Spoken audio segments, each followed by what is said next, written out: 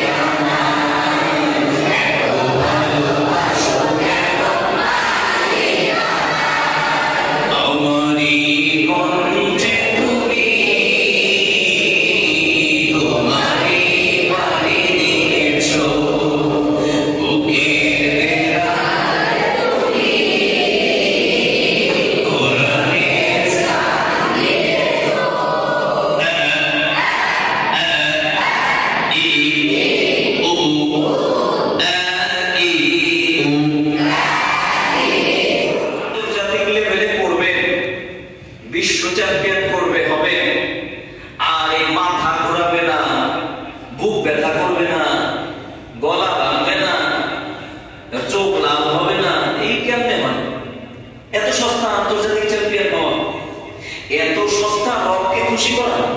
কি মনে হয় আপনাদের? আপনি পড়লেন আর আল্লাহ খুশি হয়ে গেল? আল্লাহ না কোনো উপায় নেই, আপনি না পড়লে আল্লাহ একদম মানে খেয়ে একদম মানে সব নষ্ট হয়ে যাবে এরকম কিছু? আপনার মতো বান্দা, কোটি কোটি বান্দা না পড়লে আপনার কিচ্ছু দেয় না, বরং আপনি না পড়তে পারলে আপনার ক্ষতি। আপনি না পড়তে পারলে আপনার ক্ষতি। আপনি না পড়লে আপনার মতো এরকম পুরো দুনিয়াব্যাপী কেউ যদি না পড়ে, আল্লাহ রাব্বুল আলামিনের কাছে কিচ্ছু দেয় না।